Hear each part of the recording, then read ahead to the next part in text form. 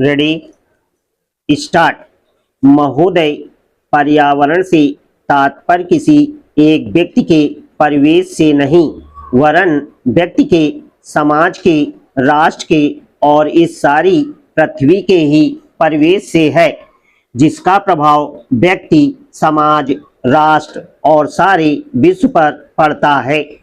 पर्यावरण से तात्पर्य पेड़ पौधों, नदी पहाड़ों या किसी तंत्र विशेष से नहीं वरन उस समग्र वास्तविकता से है जिस पर मानव मात्र का अस्तित्व और उसका संपूर्ण आध्यात्मिक एवं भौतिक विकास निर्भर है। अस्तित्व केवल शारीरिक स्वास्थ्य ही नहीं, मानसिक भी।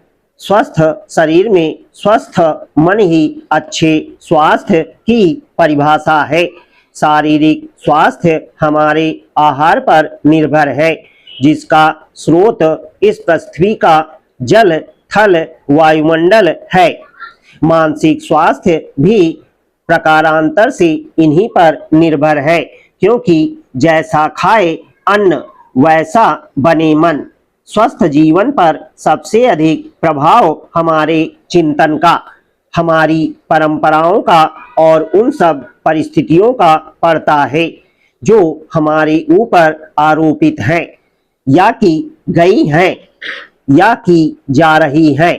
इसलिए पर्यावरण या परिवेश में जल, थल, वायु ही नहीं बल्कि वे सारे घटक महत्वपूर्ण हैं, जिनका कुछ भी प्रभाव हमारे जीवन पर, हमारी क्रियाशीलता पर पड़ता है।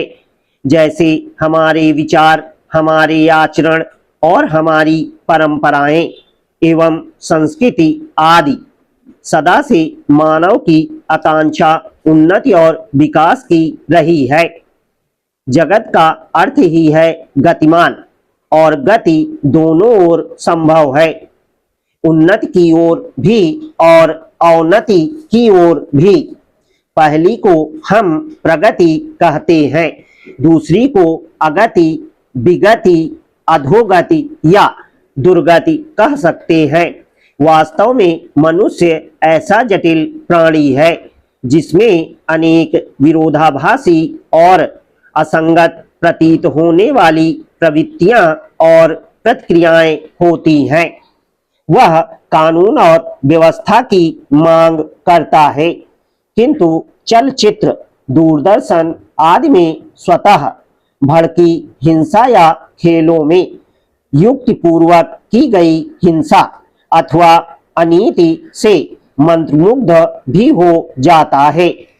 मनुष्य अपनी ही जाति या वर्ग के व्यक्तियों के प्रति प्रायः बहुत अधिक प्रतिद्वंदी होता है, किंतु कोई बाहरी खतरा उपस्थित होने पर उनके प्रति हद से ज्यादा सहयोगी बन जाता है। वह सड़कों पर या युद्धों में सामूहिक विनाश के प्रति उदासीन रहता है, किंतु किसी खान में फंसे हुए एक व्यक्ति या किसी कुएं में गिरे हुए एक बालक की रक्षा करने के लिए ढेरों साधन जुटा लेता है।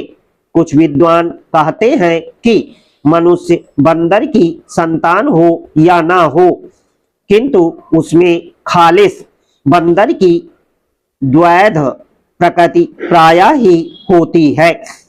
उसमें शाकाहारी बंदरों की भांति वृक्षों में उछल कूद करने की प्रवृत्ति तो होती ही है, साथ ही ऐसे बंदरों की स्वाभाविक जिज्ञासा भी होती है जो अत्यंत संगठित गिरोहों में रहते हैं और भांति भांति का मांस खाते हैं, खाने में मजा लेते हैं।